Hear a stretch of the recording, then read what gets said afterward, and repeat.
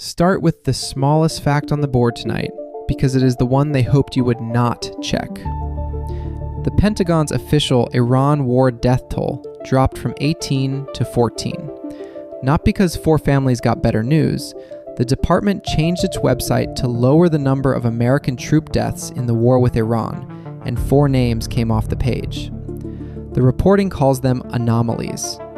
Those anomalies are still there. Sit with the shape of that. A death toll is not a forecast or an estimate. It is the one number in a war that cannot move on its own. It is a list of names, and each name has a family that already knows. So when the count falls by 4, nothing happened in the world. Something happened to the record of the world. I want to be careful here because this is exactly where a channel like this can get lazy and tell you it is a conspiracy. The board does not say who changed it. The board does not say why. It says the number went down, the names came off, and the anomalies remain. That silence is not me being cautious. That silence is the story. A department that can put a carrier group in the Persian Gulf inside a week has not managed in several days to explain 4 missing names on its own homepage. And notice what the count does when it is correct. It is the only running total of this war that ordinary people actually feel. Not the $37.5 billion, not the 12 nights, now 13 consecutive nights of American strikes. The dead.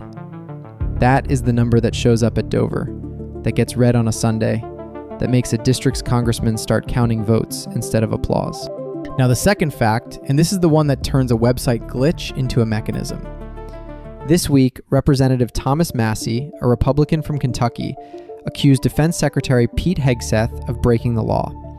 His argument is not about spending, it is about arithmetic. Massie says the administration is portraying the Iran conflict as 2 separate wars in order to avoid seeking congressional authorization. Read those 2 stories side by side, because Washington rarely hands you the same trick twice in 1 week. One war becomes 2 on paper. 18 dead becomes 14 on a web page. In both cases, nothing changed on the ground. What changed is the size of the number that has to be reported.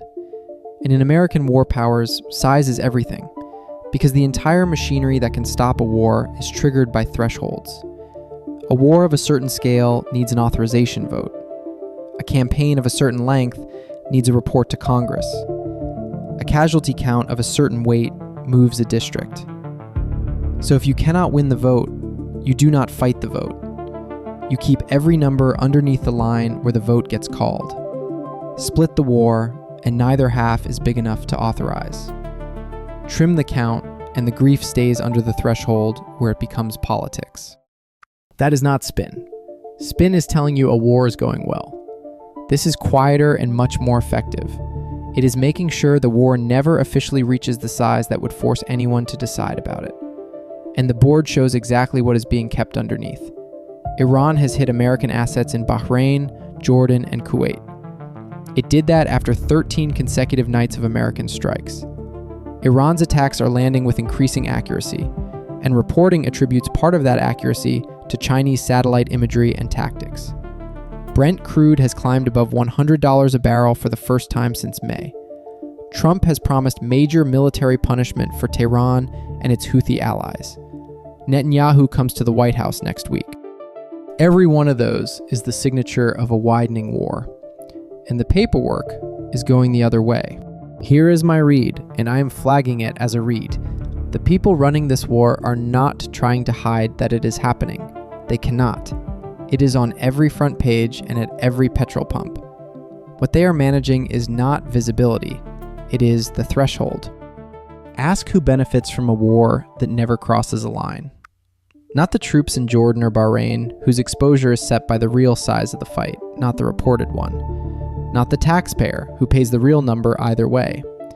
The beneficiary is whoever needs this war to continue without ever winning a vote for it, because a vote is the one event that could end it. Congress cannot stop a war it has never been asked to authorize. And Republicans in Congress, by the board's own reporting, are continuing to back this war despite the political risk. The faction does not need the country's consent. It needs the country's consent never to be formally requested.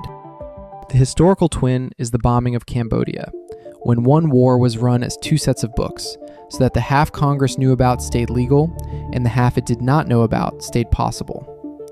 I want to be honest about where that twin misleads. Cambodia was genuine secrecy, a campaign hidden outright. This is the opposite, and stranger. Nothing here is hidden. The strikes are announced. The retaliation is filmed. Only the accounting is quiet. This is a war conducted in full public view, and filed in a way that never triggers the machinery designed to interrupt it.